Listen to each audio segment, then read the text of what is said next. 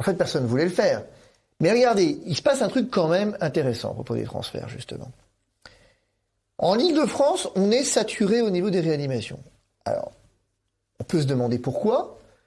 Parce que vous avez un problème. Moi, ça fait 1 mois et demi que j'interpelle tout le monde sur le sujet, personne ne me répond. Qui sont les malades? La courbe de passage aux urgences est stable. Le nombre d'appels SAMU, le nombre de prises en charge SAMU n'a pas décollé. J'ai les données internes à la PHP, ça n'a pas décollé. La RSI de France vous dit que ça n'a pas décollé. Le réseau Sentinelle, qui est le réseau des médecins de ville et SOS médecins, ne voit pas fondamentalement plus de patients. Et donc ça veut dire que les patients qui arrivent à l'hôpital, ils vont directement dans un des 3 services dont vous avez parlé. C'est ce que dit le ministre. Le ministre dit, mais non, ils sont plus graves, donc ils attendent. Alors c'est intéressant ce qu'il dit le ministre. Il vous dit, j'ai entendu ça ce matin,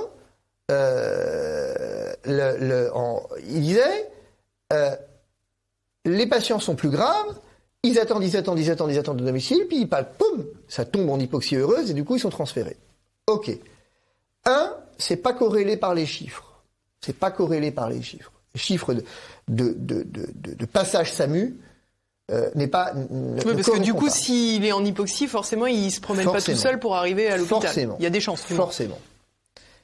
Bon, mais deuxième élément qui trouble, c'est que ce phénomène-là, on va pas le retrouver en novembre, au moment de la deuxième vague.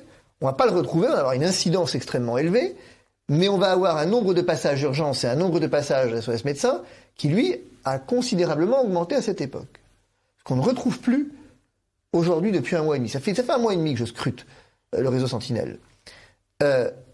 Donc comment je l'explique? Alors on a une explication. Les patients sont plus jeunes. Mais alors là, non plus ça tient pas. C'est-à-dire, c'est encore pire quelque part, j'ai envie de dire. Donc on est en train de m'expliquer que des patients plus jeunes, c'est-à-dire quoi plus jeunes? Jeunes combien plus jeunes? Ça on sait pas combien plus jeunes. On vous donne un mec de 47 ans, mais c'est pas représentatif. Et on est au cœur du problème, c'est qu'on ne sait rien, ou plus exactement, on fait en sorte qu'on ne sache rien. Et ce qui se passe, c'est que quand vous posez une question, vous êtes immédiatement taxé de complotisme. Mais sur les transferts, regardez ce qui s'est passé. On transfère à Bordeaux. Donc si on transfère à Bordeaux, c'est qu'on peut légitimement penser que Bordeaux a de la place. A priori, on transfère à Bordeaux, on et le lendemain, oui. On nous dit quoi? Bordeaux va devoir déprogrammer des interventions parce qu'on n'a plus de place en réa, c'est terrible. Alors je comprends pas. Il y en a un des deux qui se fout de moi dans l'histoire. Soit le type qui transfère, soit le type qui accueille les transférés.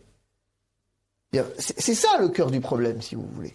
C'est qu'on a une opacité dans la gestion hospitalière de la crise, vraiment sur la partie santé, qui est inédite dans l'histoire. Mais alors, sans rentrer trop dans les détails de ces questions de chiffres, de réanimation, etc., si on a bien compris le principe, on est passé d'une acception pour le terme de réanimation qui maintenant englobe soins intensifs, soins continus et soins réanimatoires. Donc de fait, forcément, ça augmente. Mais quel est l'objectif? Est-ce que c'est une fluidité des services? Est-ce que ça peut se justifier sur le plan médical, tout simplement? Le changement de définition, il a, à mon avis, pour objectif, c'est ce qui semble ressortir des travaux de la DGS, une fluidité de communication. Mais je soupçonne un loup derrière quand même. Parce que vous, moi je le sais, mais vous, patient lambda, vous entendez 5000 personnes en réanimation, et précisément comme vous l'avez dit avec les images du mois de mars, voilà. On se dit, ils sont pas bien. Et en fait, ce qui s'est passé, c'est que en mars, je pense que nous avions réellement 5000 patients en réanimation.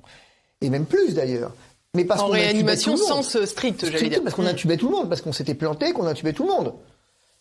Mais ce qui s'est passé d'intéressant, c'est que donc on a transformé des lits, probablement d'unités de soins intensifs en réanimation, de sorte que quand on vous dit il y a 6000 patients en réanimation, c'est pas faux. Certes, ils étaient en soins intensifs, mais comme ils étaient intubés, oui, bien sûr. ils étaient en réanimation. Mais sauf que là, c'est plus vrai. C'est ça qui pose problème. Mais alors, comment on a beaucoup parlé, on a beaucoup entendu parler, du moins. Alors d'ailleurs, ça mériterait déjà un commentaire, mais on a eu le sentiment ces dernières semaines que beaucoup poussaient Emmanuel Macron vers un confinement et que lui résistait sans doute à cause de l'impact économique et bien entendu avec la perspective de l'élection présidentielle de 2022, ça tombe sous le sens.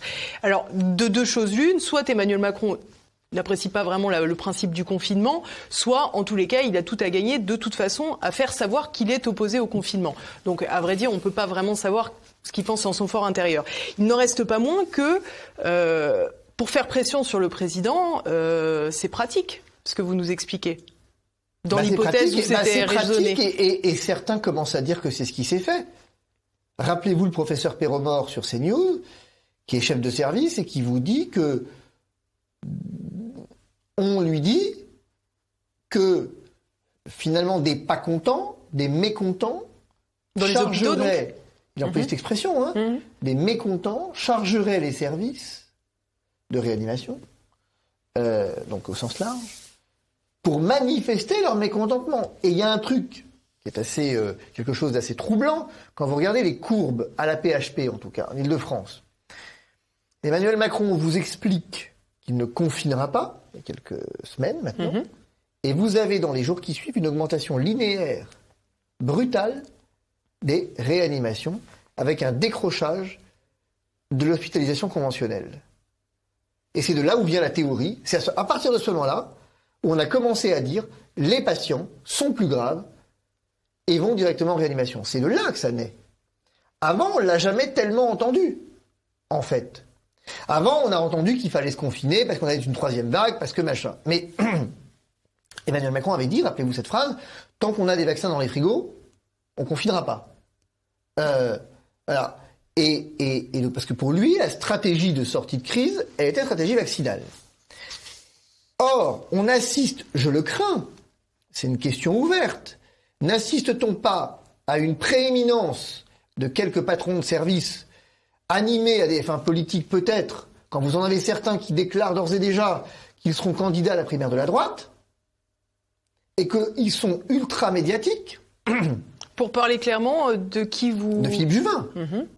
Philippe Juvin n'a pas caché, il est maire, il n'a pas caché qu'il serait candidat à la primaire de la droite. Dès lors, on peut raisonnablement se demander s'il n'y a pas une motivation politique derrière. Alors évidemment, quand on le dit...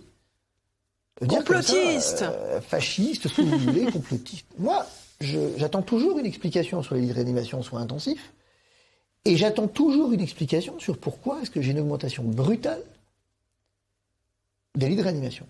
Pendant qu'il y a l'hospitalisation conventionnelle qui, elle, stagne, voire baisse. Moi, je veux dire, l'argument des patients plus jeunes, ok, alors donnez-nous les éléments. Parce que vous nous l'avez déjà fait, ce coup-là. Pourquoi je vous croirais maintenant? La courbe ne change pas. La mission ne change pas. Alors maintenant, on a entendu, avant, les patients avaient 75 ans, 80 ans. Ben non, 80 ans, ils ne sont jamais lauréats. Eux. Jamais. Donc, oui, ça c'est bien de le rappeler aussi. Il n'y a aucun débat. Donc dire, on admet des patients plus jeunes en réanimation, non, c'est pas vrai. La moyenne d'âge en réanimation, elle a toujours été entre 60 et 65 ans. Avec 57, voilà. Donc il s'est rien passé, je veux dire, sur l'âge. Mais voilà, on vous explique maintenant que y aurait effectivement une brutalité qui fait que le confinement devient nécessaire. Et d'ailleurs, vous observez que depuis que le confinement, alors ce qui m'amuse, c'est que on a confiné, mais 2 jours avant le confinement, les courbes commençaient à redescendre. Et il y a dernier élément, ce qui est intéressant, c'est que finalement, j'ai quand même l'impression que vous avez, c'est pas moi qui le dis, c'est pas mon expression, c'est l'expression de Christian Prudhomme dans le Figaro d'hier matin, de jeudi matin, qui est effectivement le patron des urgences de Seine-Saint-Denis, SAMU Seine-Saint-Denis, et président du syndicat des urgentistes, qui dit que lui, il avait dit qu'il fallait pas confiner. Il le dit, hein, il n'y avait pas matière à confinement, parce qu'il n'y avait pas de problème. En fait. On pouvait gérer. Et il dénonce ses confrères qui sont des ayatollahs du confinement. On en est là.